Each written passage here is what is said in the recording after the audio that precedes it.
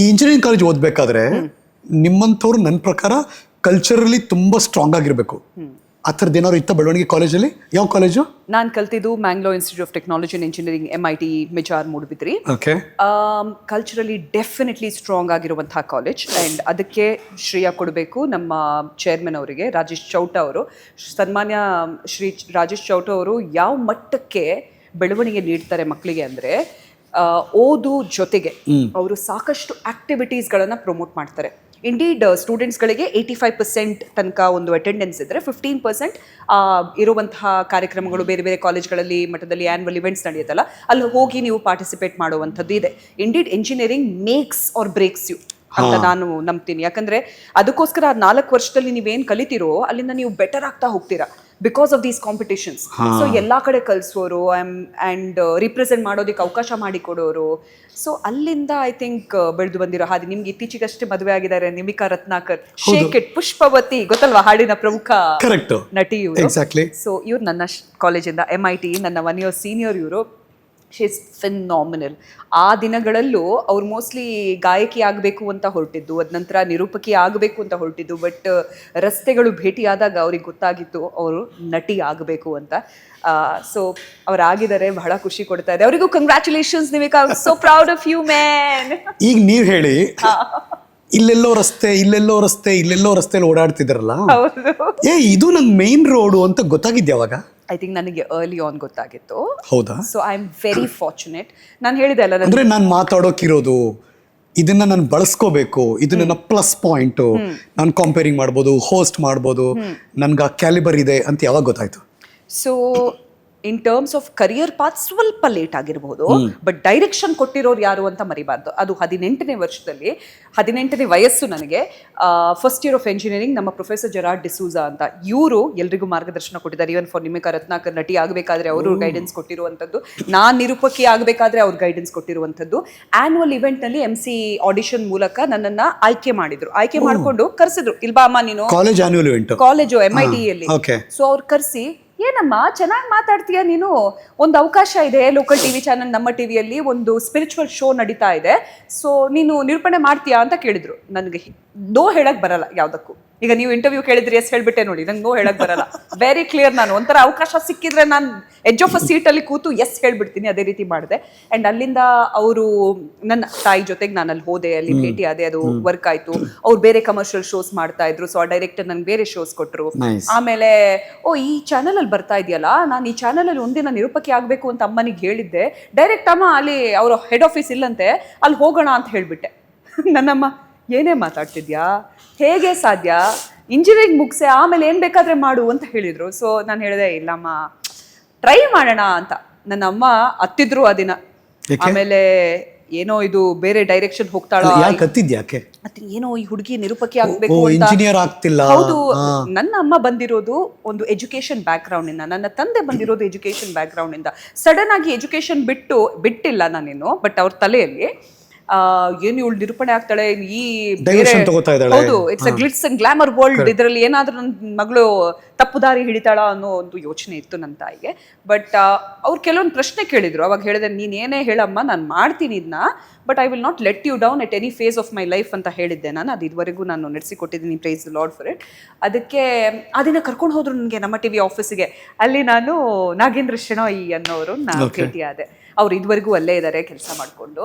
So ಅವ್ರು ನನ್ನ audition ತಗೊಂಡು, ಚೆನ್ನಾಗಿ ಮಾತಾಡ್ತಾಳೆ, ನಮ್ಗೆ ಲೈವಲ್ಲಿ ಹುಡುಗಿ ಬೇಕು ಅಂತ ಅವ್ರು ಅವಕಾಶ ಕೊಟ್ಟರು. ನೆಕ್ಸ್ಟ್ ಈವ್ನಿಂಗ್ ನಾನು ಲೈವಲ್ಲಿ ಇದ್ದೀನಿ. So first time lights action camera ಅದು? Yes, very much. ಅದು ಕರೆಕ್ಟಾಗಿ ರೈಟ್. ಆಮೇಲೆ ಆ ದಿನಗಳಲ್ಲಿ ಏನು ಗೊತ್ತಾ, ಆ ಟೈಮಲ್ಲಿ ಬರೀ ಕನ್ನಡ ಮಾತಾಡಬೇಕು ಅಂತಿರಲಿಲ್ಲ. ಒಂಥರ ಮಂಗಳೂರು ಎಲ್ಲ ಭಾಷೆ ಮಿಕ್ಸ್ ಆಗಿರುವಂಥ ಜನ ಇದ್ದಾರೆ. ಸೊ ಹಾಗಾಗಿ ಹಿಂದಿ, ಇಂಗ್ಲೀಷ್, ಕನ್ನಡ ಎಲ್ಲ ಮಿಕ್ಸ್ ಮಾಡಿ ನಿಂಗೆ ಏನು ಮಾತಾಡೋಕೆ ಬರುತ್ತೆ ನೀನು ಮಾತಾಡು ಅಂದರು. ನಾನು ಫುಲ್ ಆನ್ ಟ್ರೈನ್ ಥರ ಮಾತಾಡ್ತಾ ಹೋದೆ ಅಲ್ಲ. ಬಂದಿರೋ ಕಾಲರ್ಸ್ಗಳಿಗೆಲ್ಲ ಖುಷಿ, ಇವಳೇನಪ್ಪ ಹಿಂಗೆ ಮಾತಾಡ್ತಾಳೆ, ಏನೋ ಡಿಫ್ರೆಂಟ್ ವೈಬ್ ಕೊಡ್ತಿದ್ದಾಳೆ ಅಂತ. ಸೊ ಅಲ್ಲಿಂದ ಒಂದು ಕಾಲ್ ಬಂತು ನಿಮ್ಗೀಗ. ಹೌದು. Hello Reena madam. Yes madam ಖುಷಿ ಆಗ್ತಿದೆ ಮೇಡಮ್ ನಿಮ್ ಜೊತೆ ಫೋನ್ ಕನೆಕ್ಟ್ ಆಗಿದ್ದ. ನನಗೂ ಖುಷಿ ಆಯ್ತು ನಿಮ್ ಜೊತೆ ಮಾತಾಡಿ. ಹೇಗಿದ್ದೀರಾ ನೀವು? ನಾನ್ ಸಖತ್ತಾಗಿದ್ದೀನಿ. ಬಟ್ ತುಂಬಾ ದಿನ ಟ್ರೈ ಮಾಡ್ತಾ ಇದ್ದೆ. ನಮ್ಮ ಫ್ಯಾಮಿಲಿಯವರೆಲ್ಲ ನಿಮ್ ಶೋ ನೋಡ್ತೀವಿ ಪ್ರತಿದಿನ ಕೂಡ. ನೀವು ಚೆನ್ನಾಗಿ ಕಾಣಿಸ್ತೀರಾ, ನಿಮ್ ಡ್ರೆಸ್ ಚೆನ್ನಾಗಿರುತ್ತೆ, ನೀವು ಮಾತಾಡೋ ಶೈಲಿ ತುಂಬಾ ಚೆನ್ನಾಗಿರುತ್ತೆ. ಇಷ್ಟ ಮೇಡಮ್. ತುಂಬಾ ಥ್ಯಾಂಕ್ ಯು. ಇದೇ ರೀತಿ ಡೈಲಿ ಕಾಲ್ ಮಾಡಿ. ನನಗೆ ಮನ್ಸಾದ್ರೆ ನನ್ನ ಪರ್ಸನಲ್ ನಂಬರ್ ಕೊಡ್ಬೋದಿತ್ತು, ಬಟ್ ಹಾಗೆ ಮಾಡಕ್ ಆಗಲ್ಲ ಅಲ್ವಾ. ಡೈಲಿ ಟ್ರೈ ಮಾಡಿ, ಡೈಲಿ ಮಾತಾಡೋಣ. Thank you so much. ಯಾವ ಹಾಡು ಬೇಕು ನಿಮ್ಗೆ? ಮೇಡಮ್ ನಮ್ಗೆ ತುಂಬಾ ಇಷ್ಟ ಅಂದ್ರೆ ನಮ್ಗೆ ದರ್ಶನ್ ಅವ್ರದ್ದು, ಸುದೀಪ್ ಅವ್ರದ್ದು ಯಾವ ಹಾಡು ಹಾಕಿದ್ರು ನಡೆಯುತ್ತೆ. ಕನ್ನಡ ಹಾಡು ಅಂದ್ರೆ ಇಷ್ಟ ಮೇಡಮ್. ಹಾಗಾದ್ರೆ ಹಾಕಿ ಬಿಡೋಣ ಒಂದು ಹಾಡು ನಿಮಗೋಸ್ಕರ, ಇದು ನಿಮಗೋಸ್ಕರ. ಒಡೆವ ಹರೀಶ್, ಆರ್ ಯು ರೆಡಿ? ಆ ಟೈಮಲ್ಲಿ ಜೋಶೆ ಬೇರೆ, ಏನೇನೇನೋ ಮಾತಾಡೋರು. ಆ ಮೋಸ್ಟ್ಲಿ ಸೌಂಡ್ ಹ್ಯಾಂಡಲ್ ಮಾಡೋರು ಇದಾರಲ್ವಾ, ಅವ್ರು ಮೋಸ್ಟ್ಲಿ ಸ್ವಲ್ಪ ಸೌಂಡ್ ಕಟ್ ಮಾಡ್ಕೊಂಡೆ ಇಟ್ಕೊಳ್ತಿದ್ರೇನೋ. ನನ್ನ ವಾಯ್ಸು ಸ್ಕೈ ರಾಕೆಟ್ ತರ ಅಲ್ಲಿಂದ ಚೇಂಜಸ್ ಮಾಡ್ಕೊಂಡು ಬಂದಿದ್ದೀನಿ ನಾನು. ಸೊ ಬಟ್ ಎಸ್, ಎಲ್ಲಾ ಒಂದು ಹಂತಗಳಲ್ಲಿ ಡೆವಲಪ್ಮೆಂಟ್. ಎನಿ ವಿಯರ್ಡ್ ಕಾಲ್ ಅವಾಗಿನ ಸ್ಟಾರ್ಟಿಂಗ್ ಹಂತದಲ್ಲಿ ಗುರು ಏನ್ ಹಿಂಗ್ ಕೇಳ್ಬಿಟ್ರು ನಂಗೆ ಅಂತಾನೋ, ಅಥವಾ ಅಯ್ಯೋ ಇದೆಲ್ಲ ಲೆವೆಲ್ ಕೇಳ್ಬಿಟ್ರೆ ಹೆಂಗುರು ಆನ್ಸರ್ ಹೇಳೋದು ಅಂತಾನೋ, ಆ ಥರದ್ದೇನೋ ಆಗಿದೆಯಾ ಉಂಟಾ? ನಾನು ಒಂದು ವಿಷಯ ಹೇಳ್ತೀನಿ, ಇದು ನನಗೆ ನೆನಪಿಲ್ಲ ಮೋಸ್ಟ್ಲಿ. ಓಕೆ. ಆ್ಯಂಡ್ ನನ್ಗೆ ಯಾವುದು ವಿಯರ್ಡ್ ಕಾಲ್ ಅಂತ ಅನಿಸ್ಲೇ ಇಲ್ಲ. ಯಾತಕ್ಕಂದ್ರೆ ನನಗೆ ಭಯ ಇರಲಿಲ್ಲ. ಭಯ ಇರಲಿಲ್ಲ? ನನಗೆ ಭಯನೇ ಇರಲಿಲ್ಲ.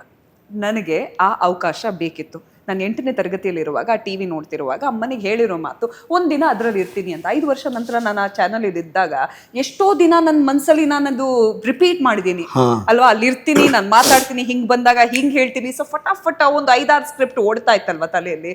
ಸೊ ಆ ಕಾನ್ಫಿಡೆನ್ಸ್ ಬೇರೆ ಲೆವೆಲ್ಗಿತ್ತು. ಮತ್ತು ಫ್ರೀಡಮ್, ಐ ಥಿಂಕ್ ಯಾರೇ ಒಬ್ರು ನಿರೂಪಣೆ ಮಾಡ್ತಿದಾರಂದ್ರೆ ಆ ತಂಡದವರು ಸಪೋರ್ಟ್ ಮಾಡಿದಾಗ ಅವ್ರಿಗೆ ಒಂಥರ ಫ್ರೀಡಮ್ ಕೊಡಬೇಕು. ನಿಮ್ಮತನ ಏನಿದೆಯೋ ಅದನ್ನ ಮುಂದೆ ತನ್ನಿ. ಅದಕ್ಕೆ ಬೇಕಾಗಿರೋ ಬೆರತಾಗಿ ಏನಾದರೂ ನಾವು ಸಪೋರ್ಟ್ ಮಾಡ್ಬೇಕಾ, ನಾವು ಕೊಡ್ತೀವಿ. ಅದನ್ನ ಯುಟಿಲೈಸ್ ಮಾಡೋ ಶಕ್ತಿ ಕೂಡ ಅವರು ಬೆಳೆಸ್ಬೇಕಾಗತ್ತೆ. ಬಟ್ ಐ ಥಿಂಕ್ ಆ ಫ್ರೀಡಮ್ ಕೊಟ್ಟಿರೋದ್ರಿಂದ ನಾನು ಎಂಜಾಯ್ ಮಾಡ್ತಾ ಇದ್ದೆ ಅದನ್ನ. ಸೊ ನನಗೆ ಭಯ ಆಗಿಲ್ಲ. ಆ್ಯಂಡ್ ಯಾವುದು ವಿಯರ್ಡ್ ಅಂತ ಅನಿಸ್ಲೇ ಇಲ್ಲ. ನಾನು ಏನಾದರೂ ಒಂದು ಮಾಡಿ ಅದನ್ನ ಅಡ್ರೆಸ್ ಮಾಡ್ತಾ ಇದ್ದೆ. ಫಸ್ಟ್ ಪೇಮೆಂಟ್ ಎಷ್ಟು? This is exciting. 250 rupees. ಅವ್ರು 250 rupees ಕೊಡೋರು. ನಾನು ತಾಯಿಯಿಂದ ಐ ಥಿಂಕ್ ಅನಾದರ್ 400 rupees ತಗೊಂಡು ಹೋಗೋಳು. ಯಾಕಂದ್ರೆ 35 rupees ಬಸ್ ಟಿಕೆಟ್ ಇದ್ದಿದ್ದು. So one way 35, another way 35. ಆಮೇಲೆ ಎಲ್ಲಿಯಾದ್ರೂ ನನಗೆ ಆ ದಿನ ತುಂಬ ಬ್ಯಾಗ್ಸ್ ಇತ್ತು, ಮನೆಗೆ ಹೋಗಿ ವಾಪಸ್ ಬರಬೇಕು ಅಂದರೆ ಅನಾದರ್ 5 rupees ಎಕ್ಸ್ಟ್ರಾ ಬಸ್ ಸ್ಟ್ಯಾಂಡಿಂದ ಮನೆಗೆ ಹೋಗೋಕ್ಕೆ, ಅನಾದರ್ 5 rupees ಎಕ್ಸ್ಟ್ರಾ ಮನೆಯಿಂದ ಬಸ್ ಸ್ಟ್ಯಾಂಡ್ ವಾಪಸ್ ಬಂದು ಅನಾದರ್ 5 rupees ಈ ಕಡೆ ಬರೋದಕ್ಕೆ. ಸೊ ಒಟ್ಟಿಗೆ ಎಷ್ಟಾಯ್ತು? 95 rupees ಅಲ್ವಾ. ಸೊ ಅಷ್ಟು ಖರ್ಚು ಮಾಡೋದಕ್ಕೆ. ಆಮೇಲೆ ಎಲ್ಲಿಯಾರು ತಿನ್ನೋದಕ್ಕೆ ಹಸುವೆ ಆದ್ರೆ, ಆಮೇಲೆ ಲೇಟ್ ನೈಟ್ ನಾನು ಉಳ್ಕೋಬೇಕು ಅಂದ್ರೆ ಅಲ್ಲಿ ನಮ್ಮ ಒಂದು ಕ್ರಿಶ್ಚಿಯನ್ ಇನ್ಸ್ಟಿಟ್ಯೂಟ್ ಅಲ್ಲಿ ಕೆನಡಾ ರೂಮ್ಸ್ ಅಂತ ಇತ್ತು. ಆ ಫಾದರ್ ಹತ್ರ ಮಾತಾಡಿ ಅಮ್ಮ ಒಂದು ರೂಮ್ ಮಾಡಿಸ್ತಿದ್ರು. ಆ ರೂಮಿಗೆ 250 rupees. ಸೊ ಒಟ್ಟಿಗೆ ಗೊತ್ತಾಯ್ತಲ್ಲ ನಿಮಗೆ, 350 rupees, 50 rupees ಊಟಕ್ಕೆ ತಿನ್ನಕ್ಕೆ. So 400 rupees. ಆಮೇಲೆ 250 ಯಾವಾಗನೂ ಬರೋದು, ಅದು ಇಮಿಡಿಯೇಟ್ಲಿ ಕೊಡಲ್ಲ ಅಲ್ವಾ. ಸೊ ಹಾಗಾಗಿ ಆ ರೀತಿ ಮ್ಯಾನೇಜ್ ಮಾಡ್ತಾ ಇದ್ದೆ. ಆಮೇಲೆ ಏನು ಆವಾಗ ತಿನ್ನೋದೇನು ವಡಪಾವ್ ಥರ ಏನಾದರೂ ಸ್ವಲ್ಪ ಹೊಟ್ಟೆ ತುಂಬಬೇಕು ಅಷ್ಟೇ. ಅಂದ್ ಕೆಲವೊಮ್ಮೆ ತಿನ್ನದೇ ಇರೋದು. ಸೊ ದಟ್ ಅದನ್ನೆಲ್ಲ ಪೈಲಪ್ ಮಾಡಿಕೊಂಡು ಆಮೇಲೆ ಏನಾದರೂ ಒಂದು ಒಳ್ಳೆ ಮೀಲ್ ತಿನ್ಬೋದಾ ಅಂತ. ಅದೆಲ್ಲ ಅಮ್ಮನಿಗೆ ಹೇಳ್ತಿರ್ಲಿಲ್ಲ ನಾನು ಅಲ್ವಾ. ಅಮ್ಮನಿಗೆ ಬೇಜಾರಾಗುತ್ತೆ ಇದೆಲ್ಲ ಕೇಳಿದಾಗ. ಬಟ್ ಮಾಡಬೇಕಾಯ್ತು. ನಡೆದಿದೆ ಗಮ್ಮತ್ ತಮಾಷೆ ನನಗೆ. ಬಟ್ ಅಲ್ಲಿಂದ ಅಂದ್ರೆ ಸೀದಾ ಗಮ್ಮತ್ ನೋಡಿ ಹೆಂಗಿದೆ ಅಂದ್ರೆ, ತಿನ್ನದೇ ದುಡ್ಡು ಉಳಿಸಿ ಆ ದುಡ್ಡು ಜಾಸ್ತಿ ಆದ್ರೆ ಚೆನ್ನಾಗಿ ಊಟ ಮಾಡ್ಬೋದು ಅಂತ. ಹೌದು ಆಲ್ವೇಸ್ ಅದು ಹೌದು. ಐ ಥಿಂಕ್ ಮೀಲ್ಸ್ ಒಂದು ಕರೆಕ್ಟ್ ಆಗಿ ನಿಮ್ಗೆ ತಿನ್ಬೇಕಾದ್ರೆ 55 rupeesಗೆ ಒಳ್ಳೆ ಮೀಲ್ ಸಿಕ್ತಿತ್ತು ಆ ಟೈಮಲ್ಲಿ. And like a fish meal. So ಅದು ತಿನ್ಬೇಕಾದ್ರೆ ಸ್ವಲ್ಪ ಹಣ ಬೇಕು. ಸೊ ಹಾಗಾಗಿ ಇದನ್ನೆಲ್ಲ ಬಿಟ್ಟು ಒಂದು ಅಟ್ಲೀಸ್ಟ್ 5 rupees ಖರ್ಚು ಮಾಡಿಕೊಂಡು ಅದನ್ನೆಲ್ಲ ಉಳಿಸ್ಕೊಂಡು ಆಫ್ಟರ್ ಒಂದು 3-4 ಶೋ ಒಟ್ಟಿಗೆ ಬರುತ್ತಲ್ಲ, ದೆನ್ ಚೆನ್ನಾಗಿ ತಿನ್ನೋದು. ನೋಡಿ ಇವತ್ತು ತುಂಬಾ ಚೆನ್ನಾಗಿ ದೊಡ್ಡ ಮೆಗಾ ಮೀಲ್ ತಿನ್ಬೋದು. ಆಕ್ಚುಲಿ ಬಕಾಸುರ ಬಂಡಿ ತರ ಮೀಲ್ ತಿನ್ಬೋದು. ಆದ್ರೆ ಮೇಡಮ್ ಇವಾಗ ತಿನ್ನಲ್ಲ ಹಂಗೆ. ತಿನ್ನಕ್ಕಾಗಲ್ಲ. ಇಂದಿನ ನಾನು ತಿಂದಿದ್ದೀನಿ ಯಾವಾಗ ಗೊತ್ತಾ? ನಾನು ಪ್ರೆಗ್ನೆಂಟ್ ಇದ್ದಾಗ. ಸೊ ನಾನು ಪ್ರೆಗ್ನೆಂಟ್ ಇದ್ದಾಗ 30 kg ತೂಕ ಜಾಸ್ತಿ ಮಾಡ್ಕೊಂಡಿದ್ದೆ. ಆ್ಯಂಡ್ ಅವಾಗ ನನ್ನ ಮೈಂಡ್ ಸೆಟ್ ಹೇಗಿತ್ತು ಅಂದರೆ, ನಾನು ಖುಷಿಯಾಗಿರ್ತೀನಿ. ಇಂಡಿಡ್ ನನ್ನ ಫ್ಯಾಮಿಲಿ ನನ್ನ ಖುಷಿಯಾಗಿರ್ಬೇಕು ಅಂತಾನೆ ಒಂದು ವಾತಾವರಣ ಅದೇ ರೀತಿ ಮಾಡಿದ್ರು. ನನಗೆ ಏನು ಇಷ್ಟ ಅನ್ನೋದೆಲ್ಲ ತರ್ತಿದ್ರು. ಆ್ಯಂಡ್ ಯಾವುದೆಲ್ಲ ನನಗೆ ತಿನ್ನೋಕ್ಕಾಗಿಲ್ಲ ಅಲ್ವಾ, ಅದೆಲ್ಲ ತಿಂದಿದ್ದೀನಿ ನಾನು. ಎಲ್ಲ ತಿಂದಿದ್ದೀನಿ. ಐಸ್ ಕ್ರೀಮ್, ಚಾಕ್ಲೇಟ್, ಆಮೇಲೆ ಬಿರಿಯಾನಿ, ಏನೆಲ್ಲ ತಿಂದಿದ್ದೀನಪ್ಪ. ಸ್ವೀಟ್ಸ್ ಎಲ್ಲ ಸ್ವಲ್ಪ ಲೇಟರ್ ನಾನು ತಿಂದಿದ್ದು. After 8 months or something control ಇತ್ತು. ಬಟ್ ಯಾ ಇವಾಗ ಅವ್ರೇನೇನು ಹೇಳಿದ್ರು ಫುಡ್ ಐಟಮ್ ಯಾವುದೂ ತಿನ್ನಲ್ಲ. ಅಯ್ಯ ಕರೆಕ್ಟ್ 100%. ಆ ಡಿಸಿಪ್ಲಿನ್ ಇದೆ, ಅದಿಲ್ದಿದ್ರೆ ಡೆಫಿನೆಟ್ಲಿ ತೂಕ ಕಮ್ಮಿ ಮಾಡೋದಕ್ಕೆ ಕಷ್ಟ ಆಗ್ತಿತ್ತು. ಬಟ್ ಆಟೋಮ್ಯಾಟಿಕ್ ಬ್ಯಾಕ್ ಟು ನಾನು ಯಾವ್ದು ನನ್ನ ನಾರ್ಮಲ್ ರೂಟೀನ್ ಇದೆಯೋ, ನನ್ನ ರೂಟೀನ್ ಬಹಳ simple. I eat the same food every day. So ನನಗೆ ಏನೋ ದೊಡ್ಡ ಸಮಸ್ಯೆ ಇಲ್ಲ. ಬ್ಲ್ಯಾಂಡ್ ಬೇಜಾರ್ ಏನೂ ಆಗಲ್ಲ, ಏನಿಲ್ಲ. ಬ್ಲ್ಯಾಂಡ್ ಫುಡ್ ತಿಂತೀನಿ, ನನಗೆ ಇಷ್ಟ ಇಲ್ಲ ಬಿಟ್ಬಿಡ್ತೀನಿ. ಆ ದಿನ ಒಂದೇ ಮೀಲ್ ಮಾಡಿದೆ. ನೆಕ್ಸ್ಟ್ ಡೇ ನನಗೆ ಇಷ್ಟ ಇದೆ, ಫುಡ್ ಚೆನ್ನಾಗಿದೆ, ಕ್ಯಾಲರೀಸ್ ಬ್ಯಾಲೆನ್ಸ್ ಮಾಡ್ಕೊಂಡು ತಿಂತೀನಿ, and it works for me. But ನಾನು ಜಿಮ್ ಎವ್ರಿ ಡೇ ಹೋಗ್ತಾ ಇದ್ರೆ ಆ ದಿನ ಸ್ವಲ್ಪ ಪ್ರೋಟೀನ್ ಪೋರ್ಷನ್ಸ್. ನಾವು ನೋಡಿದ್ದೀವಿ, ನೀವು ಸಂಡೇ ಏನು ಅಡುಗೆ ಮಾಡ್ತೀರಾ, ಫ್ರೀ ಇದ್ದಾಗ ಮ್ಯಾಚ್ ಇಲ್ಲದೆ ಹೋದ ದಿನ ಅವ್ರ ಯಜಮಾನರು ಶೂಟ್ ಮಾಡ್ತಿದ್ರೆ ರೀನಾ ಮನೇಲಿ ಏನು ಮಾಡ್ತಿರ್ತಾರೆ ನಮ್ಗೆ ಗೊತ್ತಿದೆ. ವೆಜಿಟೇಬಲ್ ಮಿಕ್ಸ್ ಮಾಡಿಕೊಂಡು ಒಂದ ಪನೀರ್ ಹಾಕ್ತೀನಿ, ಒಂದ ಚಿಕನ್ ಹಾಕ್ತೀನಿ, ಎಲ್ಲ ಮಿಕ್ಸ್ ಮಾಡಿ ನೀರಲ್ಲೇ ಸ್ವಲ್ಪ ಇದು ಮಾಡ್ಕೊಂಡು ಸೂಪಿ ಚಿಕನ್ ಥರ ವಿತ್ ವೆಜಿಟೇಬಲ್ಸ್, ಇಲ್ದಿದ್ರೆ ಪನೀರ್ ವಿತ್ ವೆಜಿಟೇಬಲ್ಸ್. ನಡೆಯುತ್ತೆ ನನಗೆ. ಅನ್ನನೇ ಬೇಕು ಅಂತಿಲ್ಲ, ಬಟ್ ಅನ್ನನ ತುಂಬ ಎಂಜಾಯ್ ಮಾಡ್ತೀನಿ. ಅನ್ನ ಸಾಂಬಾರು ತುಂಬ ಇಷ್ಟ ನನಗೆ. ಬಟ್ ಚಿಕ್ಕ ಪೋರ್ಷನಲ್ಲಿ ತಿಂತೀನಿ, ದೊಡ್ಡ ಪೋರ್ಷನಲ್ಲಿ ಸಾಧ್ಯವಾದಷ್ಟು ಮೈಂಡ್ ಕಾರ್ನರ್ಲಿ ಕಾರ್ಬ್ಸ್ ತುಂಬ ಹೋಗ್ತಾ ಇದೆಯಲ್ಲ ಅಂತ ಒಂದು ಕನ್ಸರ್ನ್ ಬೇರೆ ಇರುತ್ತೆ. ಅನ್ನ ಜಾಸ್ತಿ ತಿಂತಾ ಇದ್ರೆ ಇಲ್ಲ, ತಿಂದ ಮೇಲೆ ನಾನು ಯೋಚನೆ ಮಾಡಲ್ಲ. ತಿನ್ಬೇಕು ಅಂತ ಕೂತಿದ್ರೆ ನನಗೆ ಯಾರು ನಿಲ್ಸಕ್ಕಾಗಲ್ಲ, ಆ ರೀತಿ ತಿಂತೀನಿ. ನಾನು appetite is by God's grace is like very good. ತುಂಬಾ ಚೆನ್ನಾಗಿದೆ ನನ್ನ ಎಪಟೈಟ್, ನಾನು ತಿಂತಾ ಇರಬಹುದು. ಯಾರು ಹೇಳ್ತಾರೆ ಒಂದ್ ಮಗುನ ತಾಯಿ ನೀವು ಅಂತ, ಈಗ ಹಂಗ್ ಮೇಂಟೈನ್ ಮಾಡ್ತಿದ್ದೀರಿ. ಥ್ಯಾಂಕ್ ಯು ಹರೀಶ್ ಅವರೇ, ಕೇಳಿ ಬಹಳ ಖುಷಿ ಆಯ್ತು. ಎಲ್ರಿಗೂ ಖುಷಿ ಆಗ್ಬೋದು. Inspiration to many women. ಆ ಥರ ಯೋಚನೆ ಮಾಡೋರಿಗೆ ತುಂಬಾ ಜನಕ್ಕೆ ನಾವು ಹಿಂಗಾಗ್ಬೋದು ಅಂತ ಅನ್ಸುತ್ತೆ ಯಾವಾಗ. I think being a woman it self is inspiring ಅಲ್ವಾ. ಎಷ್ಟೋ ಹಂತಗಳಿಂದ ಬೆಳೆದು ಬರ್ತೀವಿ, ಎಷ್ಟೋ ಡಿಫ್ರೆಂಟ್ ಥಿಂಗ್ಸ್ ಆಗ್ತಾ ಇರುತ್ತೆ ನಮ್ಮ ಬಾಡಿಯಲ್ಲಿ. ಹಾರ್ಮೋನಲ್ ಚೇಂಜಸ್ ಆಗಿರ್ಬೋದು, ಅಥವಾ ತಾಯ್ತನದಿಂದ ಡಿಫ್ರೆಂಟ್ ಫೇಸ್ ಆಫ್ ಲೈಫ್ ಆಗಿರ್ಬೋದು. But I think being a women it self is inspiring. ನೀವು ತೂಕ ಕಡಿಮೆ ಮಾಡಿದ್ದಕ್ಕೆ ಅಥವಾ ಬಂದಿದ್ದಕ್ಕೆ ಒಂದು ಡಿಸಿಪ್ಲಿನ್ ಇದ್ದಿದ್ದಕ್ಕೆ ಮಾತ್ರ ಅವ್ರನ್ನ ರೆಸ್ಪೆಕ್ಟ್ ಕೊಡೋದಲ್ಲ, ಅವರಲ್ಲಿ ಇದ್ದಾರೆ ಯಾವುದೇ ಒಂದು ಕೆಲಸಕ್ಕೆ. ಆ ಮನಸ್ಥಿತಿ, ಆ ಮನಃಶಾಂತಿ, ಆ ಹ್ಯಾಪಿನೆಸ್. ಮನೆಗೆ ಹೋದಾಗ ನೀವು ಕೆಲಸ ಮುಗಿಸ್ಕೊಂಡು ನಿಮ್ಮ ಮನೆಗೆ ಹೋದಾಗ, ನಿಮ್ಮ ಮಕ್ಳ ಜೊತೆ ಆಡಿದಾಗ, ನಿಮ್ಮ ಹೆಂಡತಿ ಅಲ್ಲಿದ್ದಾಗ ಸಿಗೋ ಸುಖ ಬೇರೆ ಅಲ್ವಾ. ಕರೆಕ್ಟ್ ಅಲ್ವಾ. So I do know this because ನಾನು ತುಂಬ ಟ್ರಾವೆಲ್ ಮಾಡ್ತೀನಿ. ನನ್ನ ಗಂಡ ಕೆಲವೊಬ್ರು ಹೇಳ್ತಾರೆ, ಇವತ್ತು ನಿನ್ನ ಮನೇಲಿ ಇದೆಯಲ್ಲ, ನನಗೇನೋ ಆನಂದ ಕಡೆ, ಇಲ್ದಿದ್ರೆ ನೀನು ಇಲ್ಲಿ ಇರಲ್ಲ, ಕೆಲಸದಲ್ಲಿ ಇರ್ತೀಯಾ. ಸೊ ನೋಡು ನಿನ್ನ ಮಗಳು ಎಷ್ಟು ಹ್ಯಾಪಿ ಆಗಿದ್ದಾಳೆ ನಿನ್ನನ್ನು ಇಲ್ಲಿ ನೋಡಿ. ನೀನು ಏನು ಮಾಡದಿದ್ರು ಪರವಾಗಿಲ್ಲ, ಇಲ್ಲಿ ಕೂತಿದ್ರೆ ಸಾಕು, ಖುಷಿ ಕೊಡುತ್ತೆ ಅಂತ. So I understand what that is. ಕನ್ನಡದ ಕವಿ ತುಂಬಾ ಚಂದ ಸಾಲುಗಳಲ್ಲಿ ಬರೆದಿದ್ದಾರೆ. ಹಾಡೋದು ಹಾಡಿನ ರೂಪಕ್ಕೂ ಬಂದಿದೆ. ಅಂದ್ರೆ ಹೆಣ್ಣುಮಕ್ಕಳು, ಸ್ತ್ರೀ ಎಷ್ಟೆಲ್ಲಾ ಕೆಲಸ ಮಾಡ್ತಾರೆ, ಆಕೆಯನ್ನ ಸ್ತ್ರೀ ಅಂದರೆ ಅಷ್ಟೇ ಸಾಕೆ ಅಂತ ವರ್ಣಿಸ್ತಾರೆ. ಹಾಡು ತುಂಬಾ ದೊಡ್ಡದಿದೆ, ಅದೆಲ್ಲರಿಗೂ ಗೊತ್ತಿರುವ ಚಿರಪರಿಚಿತವಾದಂಥ ಗೀತೆ ಅದು. ಯಾವಾಗಲೂ ಸ್ಟೆಪ್ ಅಪ್ ಯೋಚನೆ ಮಾಡ್ತಿರ್ತೀವಿ. ಈಗ ಒಂದೇನೋ ಕೆಲಸ ಮಾಡ್ತಿರ್ತೀವಿ, ಮುಂದೇನು ನೆಕ್ಸ್ಟ್ ಏನೋ ಆಗಬೇಕಲ್ಲ ಅಂತ. ಒಂದು ಲೋಕಲ್ ಚಾನಲ್ಲಿ ಕೆಲಸ ಮಾಡ್ತಿರೋ ಹುಡುಗಿ ಯಾವಾಗಲೂ ಒಂದು ಆಂಬಿಷನ್ ಇದ್ದೇ ಇರುತ್ತೆ, ದೊಡ್ಡದಾಗಿ ಹೋಗ್ಬೇಕು, ಎಲ್ಲೋ ಹೋಗ್ಬೇಕು ಅಂತ. ಅವಾಗ ಏನು ಕಾಡ್ತಿತ್ತು ರೀನಾ ಮನಸ್ಸಲ್ಲಿ? ಆನೆಸ್ಟ್ಲಿ ಸ್ಪೋರ್ಟ್ಸ್ ಪ್ರೆಸೆಂಟಿಂಗ್ ಇರಲೇ ಇಲ್ಲ ಮನಸ್ಸಲ್ಲಿ, ಯಾಕಂದರೆ ಗೊತ್ತಿಲ್ಲ ಆ ಟೈಮಲ್ಲಿ ಅದು ಆಗತ್ತೆ ಅಂತ. ಬಟ್ ಬ್ಯಾಕ್ ದೆನ್ ಎಲ್ಲೋ ಒಂದು ಕಡೆ ನಾನು ಮಂದಿರಾ ಬೇಡಿ ಅವ್ರನ್ನ ನೋಡಿದಾಗ ಮೇ ಬಿ ನಾನು ಯೋಚನೆ ಮಾಡಿದ್ದೀನಿ, ಒಂದು ದಿನ ನಾನು ಆ ಸೀಟಲ್ಲಿ ಕೂರ್ತೀನಿ, ನಾನು ಆ ಶೋನ ಹೋಸ್ಟ್ ಮಾಡ್ತೀನಿ. ಅದೆಲ್ಲ ಇತ್ತು. ಅದು ಕನ್ನಡದಲ್ಲಿ ಆಗತ್ತಾ ಇಂಗ್ಲೀಷ ನನಗೆ ಗೊತ್ತಿರಲಿಲ್ಲ, ನನ್ನ ಯೋಚನೆ ಇತ್ತು. ಬಟ್ ಐ ಥಿಂಕ್ ಎಷ್ಟೋ ವರ್ಷಗಳ ನಂತರ ಆ ಇಮ್ಯಾಜಿನೇಷನ್ ಫುಲ್ಫಿಲ್ ಆಗಿದೆ. But I don't know if it's just about thought process. ಎಲ್ಲ ಇಂಡಿಯಾ ನೋಡೋ ಮಟ್ಟಿಗೆ, ನಾವೆಲ್ಲರೂ ನೋಡೋ ಮಟ್ಟಿಗೆ Mandira Bedi on ground, off ground, ಸ್ಟುಡಿಯೋದಲ್ಲಿ ಅವರೇ ತಾನೇ ಫಸ್ಟ್ ಟೈಮ್ ಗ್ರಾಮರ್ ಮತ್ತು ಗ್ಲಾಮರ್ ಅಂದ್ರೆ ಆಕೆನೆ. Yes, and content is well. ತುಂಬಾ ಜನ ಅದಕ್ಕೆ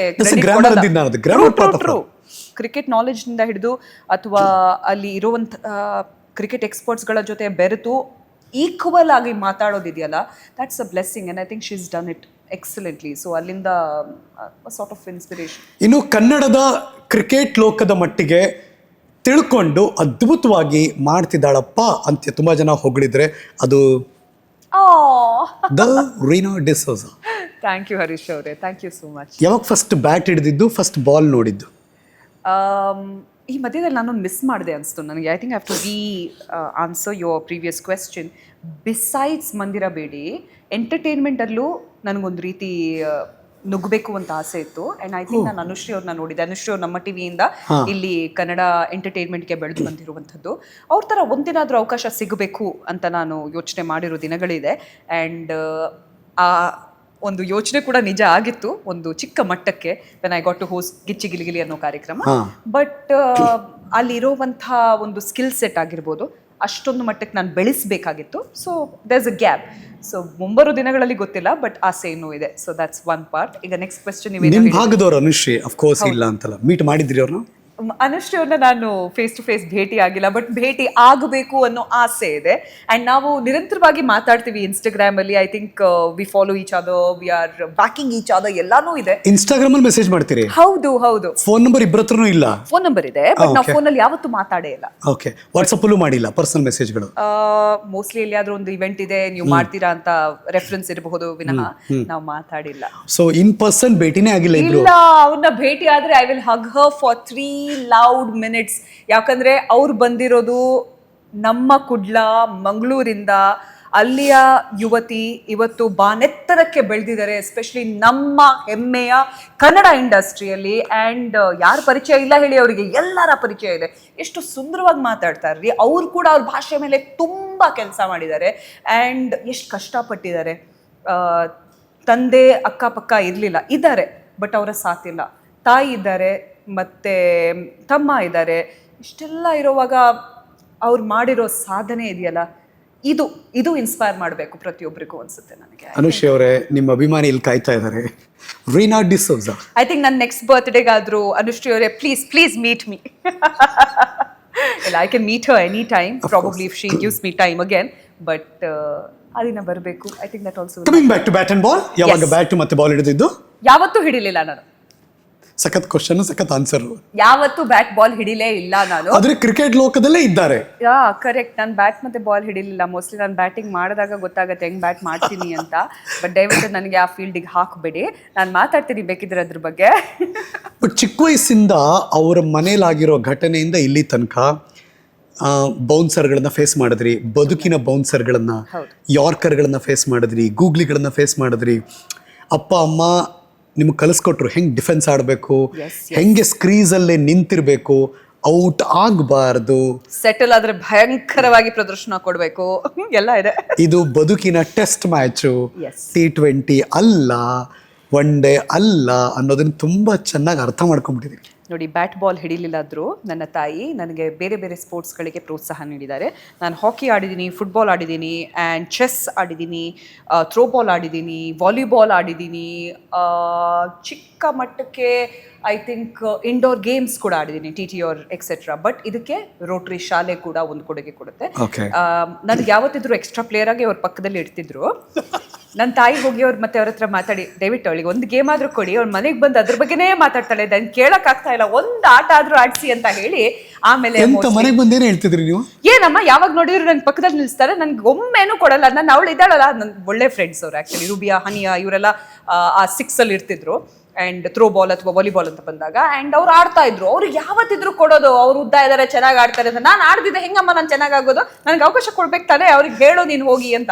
ಆಮೇಲೆ ಅಮ್ಮ ಹೋಗಿ ಅವ್ರಿಗೆ ಹೇಳೋದು. ಆಮೇಲೆ ಈ ಒಳ್ಳೆ ಪ್ಲೇಯರ್ಸ್ಗಳನ್ನ ಹೊರಗಡೆ ಇಟ್ಟು ನಾನು ಆಡಿರೋದು, ಮ್ಯಾಚ್ನ ಸೋಲ್ಸಿರೋದು ಎಲ್ಲಾನು ಇದೆ. But I think it's fun, ಎಲ್ಲ ಆಡಿದ್ದೀನಿ ನಾನು ಆ ರೀತಿ. But it has also thought me that extra player ಆದರೂ ಕೂಡ ಯಾವ ರೀತಿ ಹ್ಯಾಂಡಲ್ ಮಾಡಬಹುದು ಸೋಲನ್ನು, ಯಾವ ರೀತಿ ನಿಮಗೆ ಬೇಕಾದಾಗ ಸಿಗದೇ ಇದ್ದಲ್ಲಿ ಹೇಗೆ ಅದನ್ನ ನೀವು ಡೀಲ್ ಮಾಡಬಹುದು, ಅದೆಲ್ಲ ಕಲಿಸಿರುವಂಥದ್ದು ಪಾಠ. ಯಾರಾದರೂ ಹೇಳಿದಾರಾ, ಅಂದ್ರೆ ಇದ್ದಂಗೆ ಹೇಳ್ಬೇಕಾಯ್ತಾ ಇದನ್ನ? ಯಾರಾದರೂ ಹೇಳಿದಾರ ಎಷ್ಟು ಮಾತಾಡ್ತಾಳಪ್ಪ ಇವಳು, ಪ್ಲಾಸ್ಟರ್ ಹಾಕು ಬಾಯಿಗೆ? ಪ್ರತಿಯೊಂದು ಟೀಚರ್ ಹೇಳಿದ್ದಾರೆ. ನನ್ನ ಅಮ್ಮನಿಗೆ ಆನ್ಯುವಲ್ ಮೀಟಿಂಗ್ ಅಲ್ಲಿ, teachers meeting, parents teachers meeting ಇರುತ್ತಲ್ಲ, ನನ್ನ ಅಮ್ಮ ಆರಂಭದಲ್ಲಿ ಎಲ್ಲ ಮೀಟಿಂಗ್ ಬರ್ತಿದ್ರು. ಸಾಕಾಯ್ತು ಕೇಳಿ ಲಾಸ್ಟಿಗೆ ನನ್ನ ಅಕ್ಕ ನನ್ನ ಕಳ್ಸಕ್ಕೆ ಸ್ಟಾರ್ಟ್ ಮಾಡಿದ್ರು. ನಾನು 6th ಸ್ಟ್ಯಾಂಡರ್ಡ್, ನನ್ನ ಅಕ್ಕ 10th ಸ್ಟ್ಯಾಂಡರ್ಡ್. ಸೊ ಅಕ್ಕ ಹೋಗಿ ಕೂರೋರು, ಆ ಮಮ್ಮಿ ಈಸ್ ಬ್ಯುಸಿ, ಅದಕ್ಕೆ ಅವ್ರಿಗೆ ಬರೋಕ್ಕಾಗ್ತಾ ಇಲ್ಲ, ನಾನು ಬಂದಿದ್ದೀನಿ ಅಂತ. ಅಕ್ಕನಿಗೆ ಅದೇ, ಇವಳು ಎಷ್ಟು ಮಾತಾಡ್ತಾಳೆ, ಸುಮ್ಮನಿರು ಅಂದ್ರೂ ಮಾತಾಡಲ್ಲ, ಲಾಸ್ಟ್ ಬೆಂಚಲ್ಲಿ ಪಟ ಮಾತಾಡ್ತಾ ಇರೋದು, ನಗ್ತಾ ಇರೋದು, ಒಂದಿನ ಕ್ಲಾಸಿಂದ ಹೊರಗಡೆ ಇರೋದು, ಏನು ಮಾಡಿದ್ರು ಮಾತಾಡ್ತಾಳೆ ಅಂತ. ಸೊ ಒಂಥರ ನನ್ನ ಅಕ್ಕ ಯಾವತ್ತಿದ್ರು ನೀನು ಔಟ್ಸ್ಟ್ಯಾಂಡಿಂಗ್ ಕಡೆ ಅಂತ ಹೇಳಿ ಹೋದ್ರು. ಇವತ್ತು ಆ ಮಾತುಗಾರಿಕೆಗೆ ಲಕ್ಷಾಂತರ ರೂಪಾಯಿ ದುಡಿತಾ ಇದ್ದಾರೆ.